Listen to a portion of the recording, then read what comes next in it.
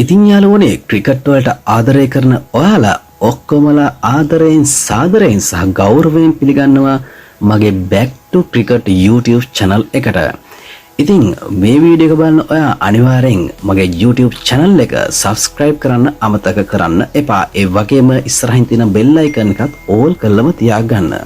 අනිවාර්යෙන් වීඩියෝ එකට like එකක් දාගෙන අපි යමු වීඩියෝ එකට.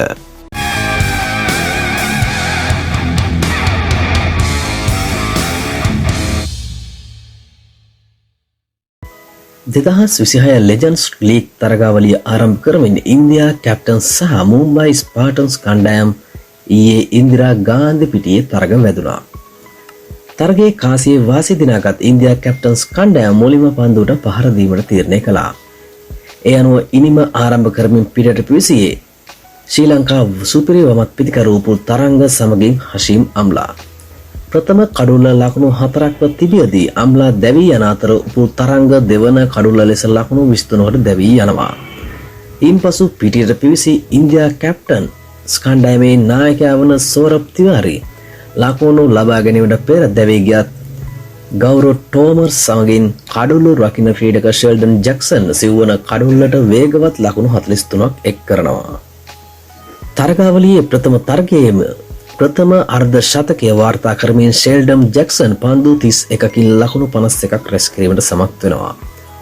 ඔහුගේ ඉනිම 4 පහර 5ක් සහ දැවැන්ත 6 පහර 3කින් වර්ණවත් වුණා.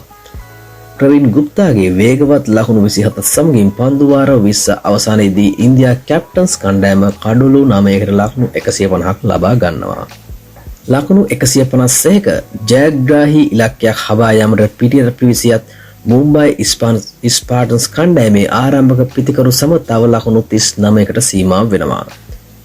ආරම්භක පිතිකරුවා වූ ಭಾರತ್ චිප්ලිගේ වේගවත් ලකුණු 47 ඉනිම සුපිරි ශ්‍රී ලංකා තුන් ඉරියව් ක්‍රීඩක අසේල ගුණරත්නගේ පැමිණීමත් සමග අවසන් වන අතර ඉන් නොනැවතුණු අසේල ගුණරත්න එකා පිට එකා ක්‍රීඩාගාරයට යවුවේ මුම්බයි කණ්ඩායම සුණු විසුණු කරමින්. පන්දු වාර 18කුත් පන්දු 5ක් අවසානයේදී මුම්බයි ස්පාටන්ස් ක්‍රීඩකයින් ලකුණු 127කට දැවී යද්දී ඉන්දියා කැප්ටන්ස් කණ්ඩායම තරගාවලියේ ප්‍රථම තරගයේම ලකුණු 23ක ජයක් හිමි කර ගන්නවා.